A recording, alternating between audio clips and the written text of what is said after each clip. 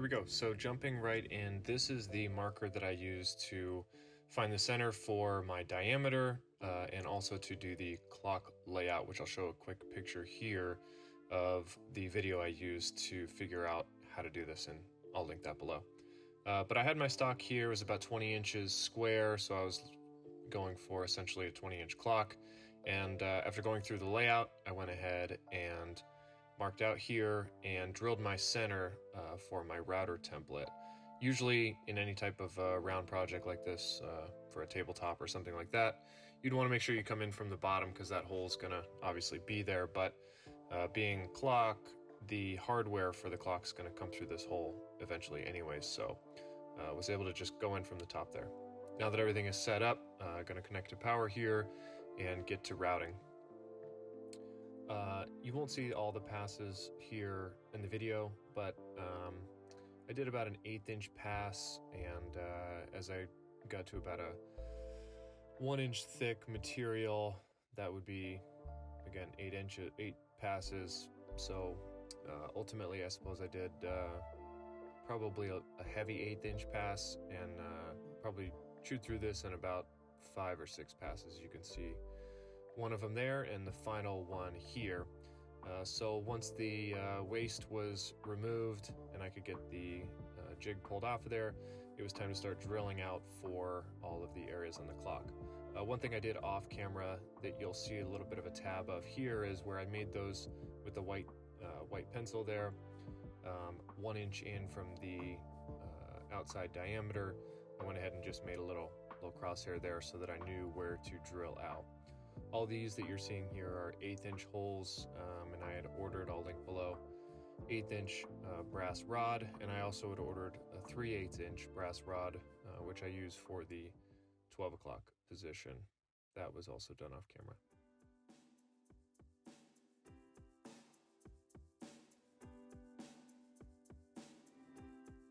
Using a depth stop on this little DIY router or DIY drill press jig, I was able to get them all to the same depth, and you'll see in a little bit when I cut all the brass, those are all essentially cut to the same depth and polished in a way that they all have the same reveal. A little bit proud of the clock that gives it some texture, some detail, and also some uniformity there. So little edge trim there for the outside, not a bit that I use very much, and that's essentially why I did it. Just wanted to try something a little bit different that would stand out from some of the other projects that I did.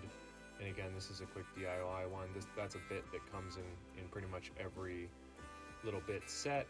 It's also available kind of at your big box stores for, I don't know, 20 or 30 bucks. So pretty easy to do there, but you could have just as well left this squared off and not done that little detail. Catching up to the video here, so I drilled the 3/8 inch hole to receive the hardware, went ahead and marked out the back, and then this just real roughly routed and then chiseled out to my lines to receive this hardware. That's going to be proud, but that's okay. It gives the clock a little bit of a reveal. You'd have to go with some thicker stock to make this flush, which could have of course done, but that just wasn't the course I did here on a quick easy build. So jumping back into it here, this is what I was referring to with the universal depth for these little brass plugs that I'm using. So I like to just use that tape as a guide for the bandsaw. Went ahead and chopped those up, and then went ahead by producing the rest of them here. So a quick kind of chamfer with the angle grinder, and then I worked through the grits. I went, let's see, 100, 150, 180, 220 with just the sandpaper, and then I used some Brasso product I'll link again below here for the 400, 800, 1200, 2000, and I believe ultimately 2500 on the brass there. So gives everything a little bit of polish, and again, this is going to be, there's no real friction necessary or being pulled on any of these plugs, so just a little bit of CA glue, and I was able to get these tapped in here with the rubber mallet, and no issue with those holding. But you can see there a little bit of the consistent reveal there for the polished area of the brass, sitting proud of that. And here's the 3/8 inch hole that you didn't see drilled, but a little bit of difference for the 12 o'clock marking on the clock. Again, this is going to be lightly used. Obviously on the wall, won't get, you know, any type of traffic really to it. So I use the SoCal board wax. I am a SoCal Woodshop member, and I'll link that board wax below.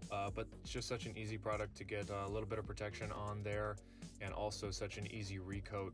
So about once a year, I can come back and just freshen up the coat and give it some new life. And really like that product. It's so easy to apply, and just especially on that walnut, just looks so beautiful. So, anywho, connecting the hardware here, it's got the little hanging hardware rubber washer for whatever reason, and then you just put on that kind of set washer there. And off camera, I also spray painted the included handles or dials yellow, just kind of a quick down and dirty, give it a couple of quick coats, and off we went. So a light duty wall anchor here, a little 1.25 inch, actually it's a pocket hole screw, but I like the pan head on it for the way that this hardware sets up. Easy mounting, plenty strong for this lightweight clock, and here's your final result.